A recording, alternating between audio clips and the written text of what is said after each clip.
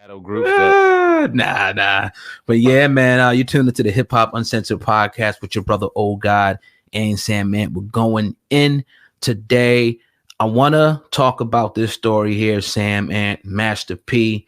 I seen him post up about a week ago, with the Rap Snacks owner. I'm going to play a portion of that video and talk about what they got going on. It appears that Master P is hooked up with the company Rap Snacks, and they've got their product now in 4,200 Walmarts across the country. Dope. Here's the audio. But if you stay the course, if you do something every day, and you're putting the work in every day, you're gonna be successful. It's called action. I'm telling y'all, you can't. It's not just knowledge.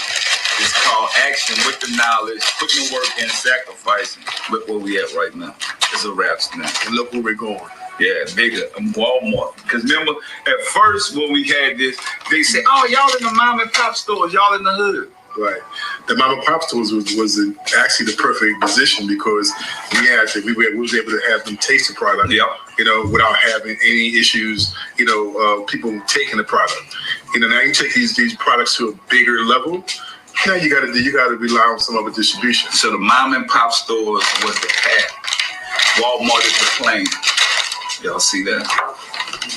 It's a rap snack. It took a little while. So yeah, that's the owner of Rap Snacks. Once again with Master P, they were able to now get their products in Walmart, which is huge. They've been around for a long time, persevering. Mostly you can find them at little bodegas, little corner stores, and it was the first time last week that I actually tried a bag, and I was really surprised. I'm thinking it's gonna be some old BS. I was really surprised, by the taste, of that product. So this is big for them, man. Now getting into Walmarts, it's going to be mainstream. They're going to make a whole lot of money, and Master P is helping not just him, but other black businesses, get a stranglehold on the market. How do you feel about this? It's awesome. It reminds me, one of my favorite shows is Shark Tank. I love sitting back and watching young entrepreneurs pitch their invention or their idea to these billionaires, and they fighting to see which one can invest. And this reminds me of like a black Shark Tank. Now, not to say that this brother needed it, because Rap Snacks, like you said, has been around since what? 1990 what? 94. 1994. He's been grinding. So obviously he knew the ins and outs of business, the ups and the downs of business. He stayed consistent. You see Lil Bootsy, you see the Migos, you see a ton of Southern rappers. I've seen a ton of Northern rappers on these bags of Rap Snacks, even though I've never had a bag before. You see the buzz, you see what was going on behind it. And to see an entrepreneur like Master P get behind it, believe in the vision, believe in the product, and it getting into places like Walmart is huge, because now you're going to give it to those brothers and sisters in the suburb, or little Johnny that listens to the Migos, and he sees that rapper on the bag. He's going to go grab that bag of chips no matter what it tastes like. And then you say it tastes good. No, they good. Talk about the kettle cook bowls. What kind of chips? I'm not sure, like the exact, like it's like all healthy and stuff like that. I'm not really sure, but I know it was good as hell. I mean, what can you expect from a chip? No chip is healthy. Right. But if the brother's out here doing this thing and you eat chips, try the motherfuckers. Yeah. And obviously now, I mean, in Walmart, it's going to explode. But I'm going to play another clip, Master P speaking to something even larger. And I will talk about this as well.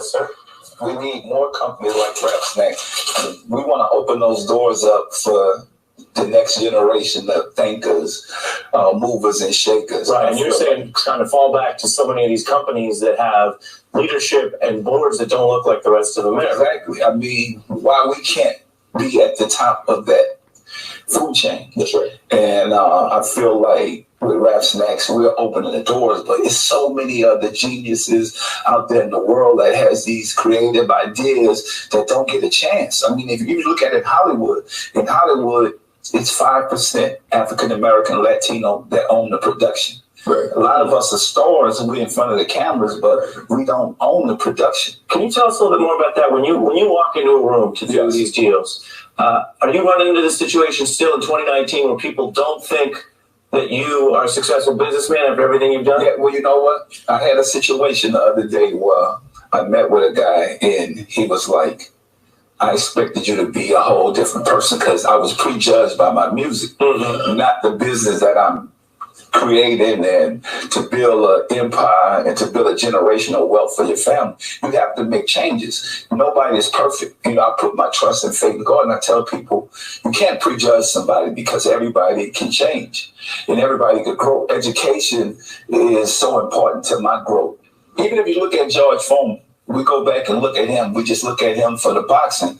He created one of the biggest brands around, the George Foreman grip. So I want to stop it there. I think Master P touched on, you know, some real powerful, you know, subjects there. And before I let you talk about it, Sam, man, I just want to say, I mean, at one point, you know, we would, you know, feeling what Dane was talking about, but I think Master P, man, is really, you know, I mean, the dude that, you know, and others, but Master P is one of them who really just took that independent mindset to a whole nother level. We talk about his clothing and sneakers, Munyati, what he's doing with that, what he's doing with music and so much different things, you know, over his whole career, man. I think it's real inspirational.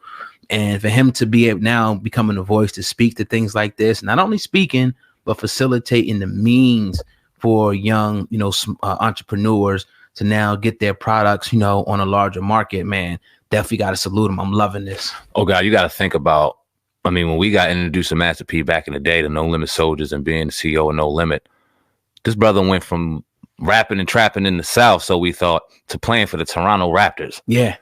To owning this, to owning that. Anything that this brother said he was going to do, as crazy as it sounded to us, no matter when he said it, he did it. Yep. And you can appreciate and respect somebody like that, especially growing up and now being fathers and entrepreneurs and just being out here in this world as men, to really understand the grind that he had to put in to get to where he got. It's something that you can definitely inspire to be, inspire to look at, inspire to see. He talks about entrepreneurship. He talks about building our own and the percentages that we have in Hollywood and the percentages that we have in sports. And we talk about this all the time on this podcast. When we wear these brands or when the rappers throwing this or throwing that, they're trendsetters for these brands, and they turn these brands into $1 million, billion-dollar entities based off of their swag, their likeness, and their creativity, and just being their persona that they are. We could do this for our own. Munyatis, like you said, you've been seeing a lot of Munyati shoes. These joints is dope. Okay, we might need to start investing a couple dollars in these joints to start wearing them and profession them and doing this and doing that. I appreciate what Master P is doing. I appreciate what he's always done and what he's kind of taught, not what he kind of taught, but what he's taught and passed down to his sons, because you can see that it's the lineage and the apple doesn't fall too far from the tree. They're doing the same thing. You got to salute that, brother. How'd you like the movie? I got the hook up. I think it was 2. How'd you like that overall? I don't think I've ever seen that. I like the movie. Right. It was a great hood movie, something that you would see on like a Netflix or something like you. Was it sitting in a movie theater that you needed to know? But it didn't have to be. It was one of those movies that was just funny. It was dope. It was well done. I played it for my son. I let my son see it on the way home from Florida, and he loved the joint. Right. Got him introduced to it. So I thought it was well done. I thought that it was funny. I thought that he gave a lot of opportunity to people on social media and things like that who wouldn't usually get opportunities. I ain't gonna knock the joint, man. I liked it. Yeah, and it's just like you got to start somewhere with something. You got to build your way, up. You ain't gonna have, an Oscar nominated film your first few films. So it's a start. It's independent. He put his own money into it.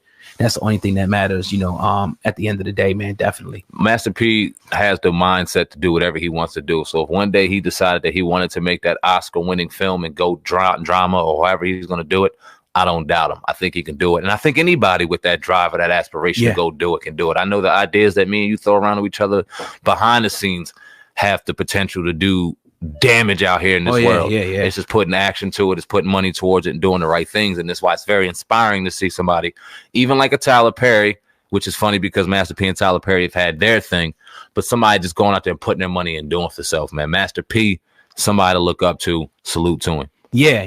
We definitely covered that segment on them. That was pretty funny what went down. Funny, but everybody ain't gonna get along with everybody. We can't expect that, to go down. You had that Angie Martinez story over there. I do. For those people who don't know, Angie Martinez was involved in a very scary, very dangerous car accident. Now the details of the car accident at this time is unknown, but Angie Martinez dropped this on her IG. She said this: "I've always believed in angels and mine was with me. The other morning, I was in a severe car accident and sustained a fractured lumbar and shattered vertebrae. I'm recovering and will be for some time, but I'm extremely grateful to have the opportunity to do that.